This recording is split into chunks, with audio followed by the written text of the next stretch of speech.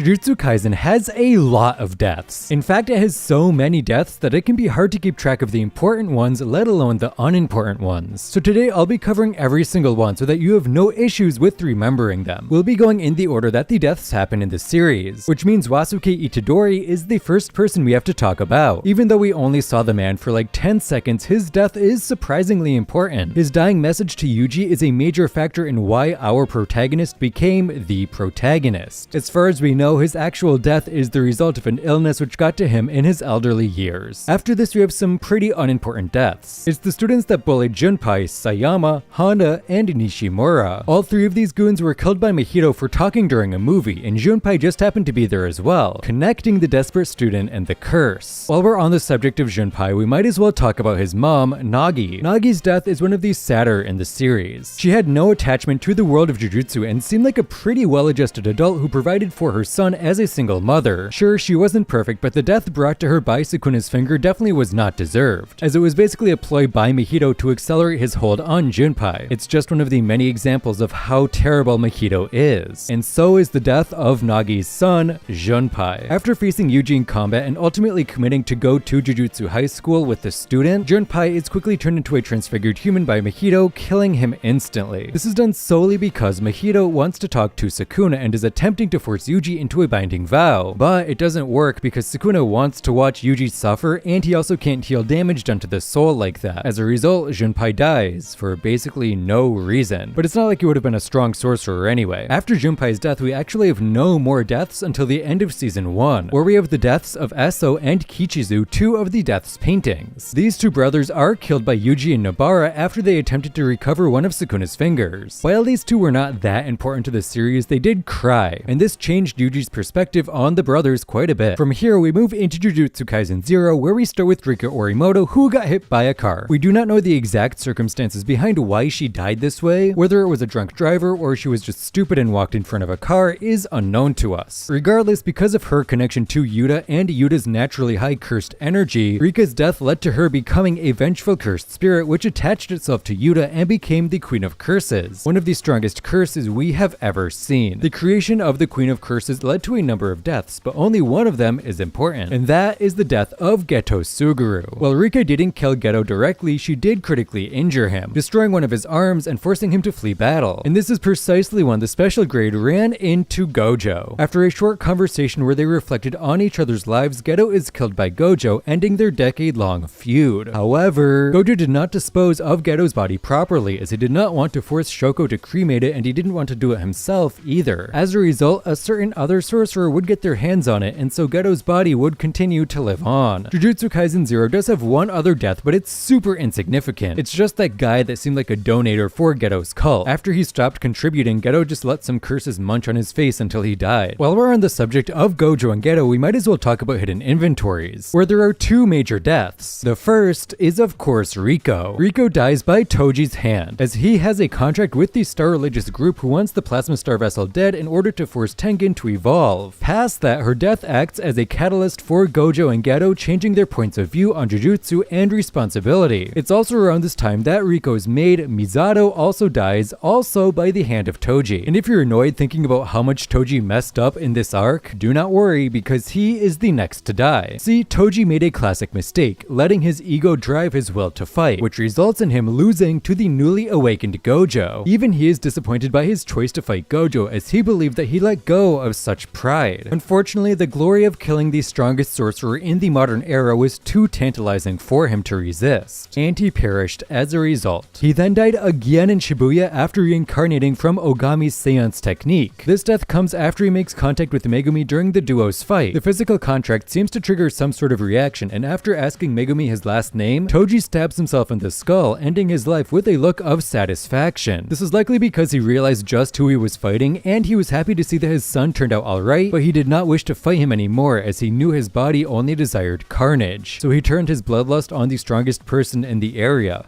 himself. But we're getting a bit ahead of ourselves talking about Shibuya. First we have to talk about the evening festival which led to the death of Kokichi Muda, aka Mekamaru. Mekamaru put up a strong fight against Mahito in his absolute mode, but even with his 17 years of cursed energy saved up, he couldn't really do anything against the special grade, and he couldn't achieve his goals either. He would sort of live on in the form of his little surveillance spots, but that's about it. Okay, now we can get into Shibuya with a pretty insignificant death. The Grasshopper Spirit. This guy died while guarding one of the stakes for the barriers, but besides that he didn't really do anything. Surprising for such a clever guy. Another somewhat insignificant death is Ogami's, who was killed by the reincarnated Toji with literally zero effort. Her grandson would also die due to Toji taking over his body. His death is mostly insignificant, unlike the next death, which is Hanami's. Hanami is the first disaster curse to die, and it is ultimately her own stupidity that does her in. Instead of maintaining her domain amplification, Hanami believes the correct move is to use her curse technique against Gojo. But really, this is exactly what he wanted, and he used this opportunity to rip out her eyes before absolutely vaporizing the cursed spirit with just his cursed energy. Not too long after, another disaster curse falls. This time, it's Dagon. To be honest, Dagon mostly got unlucky. Like, he 100% could have beaten Nanami and crew. It just so happened that he had to run into one of the few people stronger than him who also acquired the perfect curse tool to destroy the octopus. Dagon dies to Toji after sustaining massive damage from the sharpened ends of Playful Cloud. Pretty much right after Dagon's domain collapses, two more people die. This time, it's Nanako and Mimiko. They feed Yuji one of Sukuna's fingers, and when combined with the 10 that Jogo feeds him, it is enough for the King of Curses to temporarily gain control over Yuji's body. This ultimately results in a number of deaths, with the first being Mimiko for trying to control Sukuna, and the next being Nanako, who dies right after when she attempts to fight Sukuna while enraged by Mimiko's death. Neither of these deaths are that important, and they mostly aim to tie up some of the loose ends from Jujutsu Kaisen 0. The next death, however, is important, and that's Jogo's. After Sukuna makes a wager with the spirit, the two engage in a battle that does some pretty major damage to Shibuya. While Jogo does put on a show and proves himself to be quite strong, he's still no match for Sukuna and is unable to land even one hit. In his final moments, he thinks only of his friends who he watched die, and they all sort of realize that they have no choice but to put their faith in Mahito, as he is the last one of the curses remaining. Sukuna then gives Jogo a message of praise, saying that the cursed spirit is actually quite strong, before he is incinerated and sent to the plane of non-existence for reincarnation. Ironically, the last person Sukuna kills is probably the weakest, and that's Haruta. Haruta was originally left alive by Sukuna, so the battle with Mahoraga would not end, but he did suffer damage from Malevolent Shrine, which ended up being enough to do him in. And honestly, thank God. Never been so happy to see a character die before. Good riddance. Unfortunately, I cannot say the same for the next two characters, because next we have Nanami. After sustaining major damage from his fight with Dagon and then getting burnt alive by Jogo, Nanami has the misfortune of running into Mahito. These two have a history, but at this point, it's clear to both of them that Nanami is in no position to fight. Instead, he thinks of the future and a possibility of vacation. He chooses to go south, leaving the fate of the Jujutsu universe in the hands of Yuji Itadori, who arrives with perfect timing to watch one of his mentors die. Nanami always gave off the vibe of one of those characters that wasn't supposed to die. He was a character that didn't feel important enough or powerful enough to be worth killing off, and I think that is precisely why he did die in that moment. It was a moment to display that the salaryman had found peace in knowing that he had tried his hardest, and a moment to display the pure evil that is Mahito. And Mahito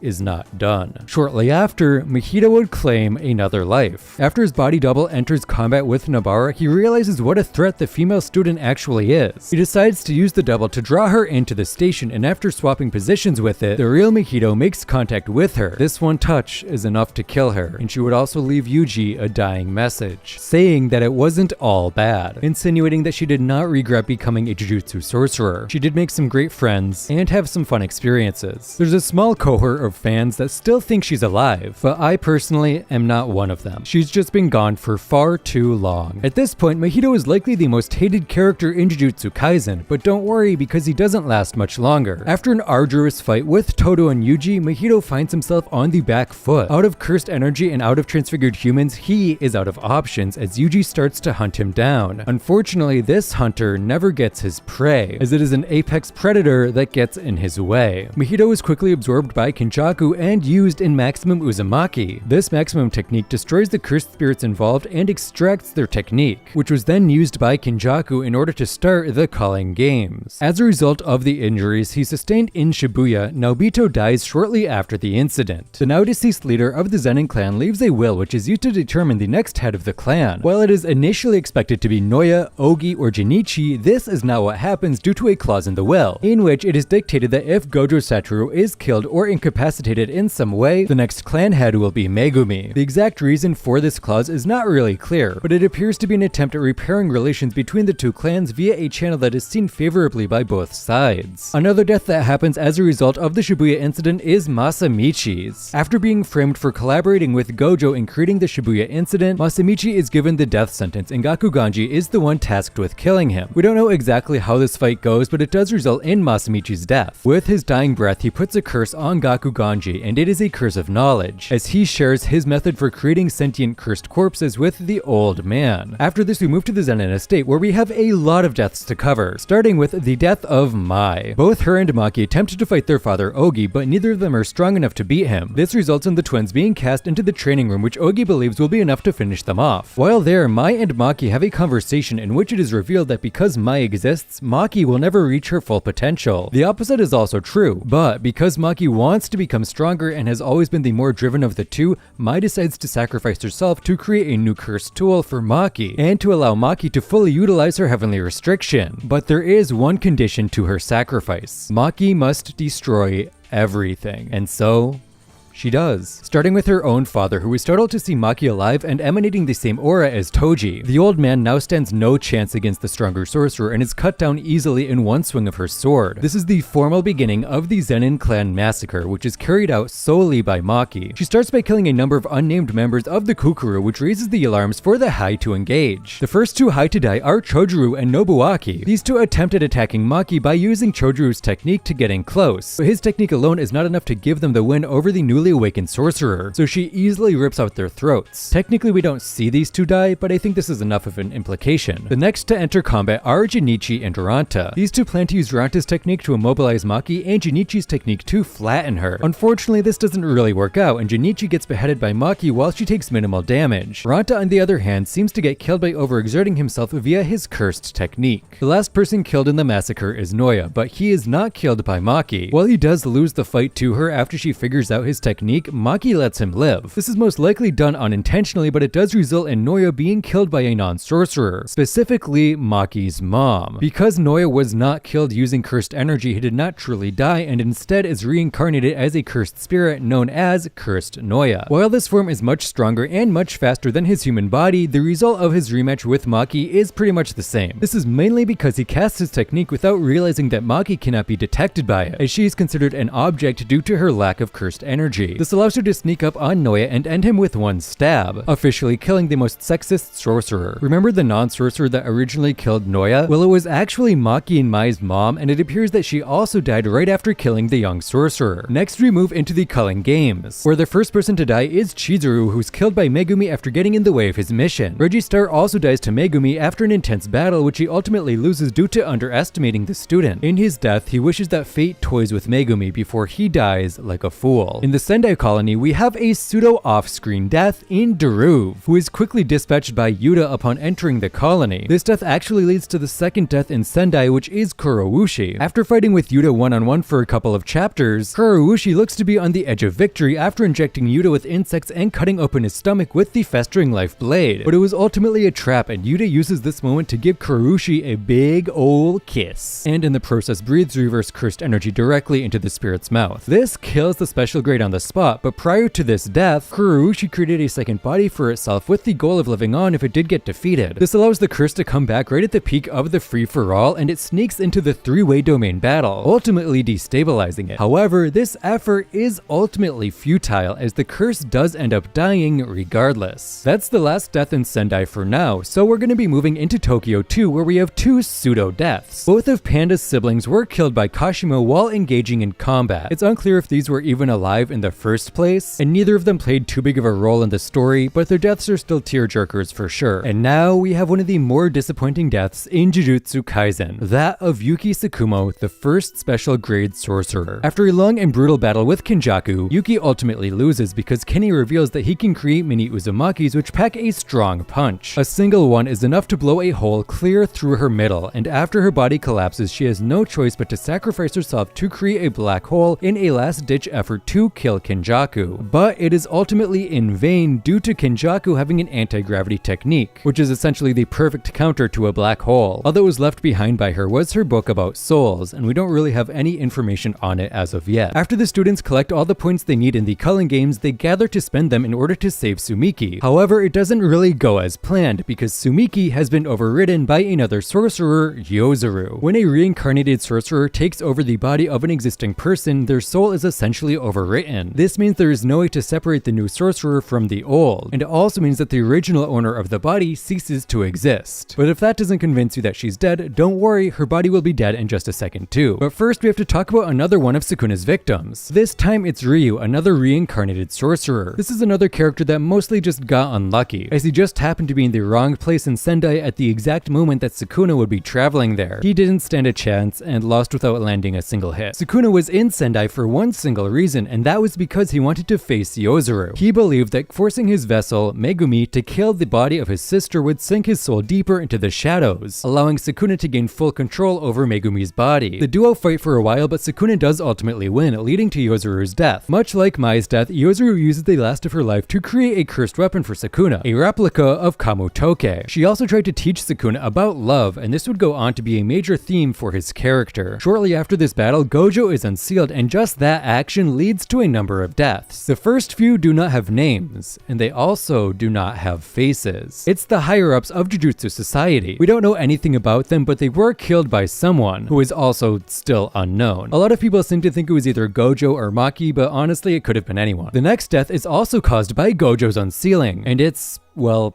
his own. Gojo put up a very commendable fight against Sukuna, beating Mahoraga and Ijito in the process while forcing Sukuna into a corner by disabling his domain and forcing him to fight in close combat, which is much more of Gojo's comfort zone. But late into the fight, Mahoraga made an adaptation to Gojo's Infinity, which used Sukuna's technique as a blueprint. This essentially gave Sukuna the ability to cut through the space something is in rather than cutting the object itself. It lets Sukuna bypass abilities and durability, therefore letting him get through Infinity. This one slash led to Gojo getting cut in half, and as far as we can tell, he's not coming back. Sure, there is cope, and sure, it is technically possible, but it seems very unlikely at this point. Gojo's death is the last death that seems like a death, but there are 3 ambiguous cases that have happened since this fight that I also want to talk about. The first one is Megumi. When Sukuna was using Megumi's body, we periodically got looks at Megumi as if he was sulking at the bottom of his soul, but since Sukuna reverted back to his primal form, we have not seen Megumi a single time. Considering that Sukuna needed Megumi's vessel specifically for the technique, it seems like shedding his vessel led to Megumi's death, but it is still pretty ambiguous due to not having any kind of confirmation from Sukuna or Yuji or anyone. There is also a lot of ambiguity surrounding Kashimo, because after his thrashing by Sukuna, he faces down a grate of dismantle that seems unavoidable, but right before it hits, both him and Sukuna go into a flashback and talk about love for a little bit. When Sukuna returns to the real world, Kashimo is nowhere to be seen. It seems very likely that he was killed, but much like Megumi, he kind of just disappeared. The final unconfirmed death is Takuba, whose death is pretty new. His conversation with Kenjaku in their comedy club did kind of make it seem like he was dying because he didn't want it to end, but like, first of all, what killed him? And second of all, he could actually just be talking about his comedy routine. Regardless, once the comedy routine ends, he's just kind of lying there, and it seems like he's dead. But he could also just be napping. I mean, the dude just spent 3 chapters altering reality, so there's no way he's not tired. I really hope that he is just taking like a little nappy nap, but only time will tell. And that's everyone, I think. There are probably a few unnamed characters in here that I forgot or something, but they're not really important. If you enjoyed, please consider subscribing. It would really mean a lot to me. We just hit 20,000 subscribers, and I just want to say thank you to everyone that has subscribed so far. Truly, thank you so much. Check out another video, and I'll see you again soon in a little while.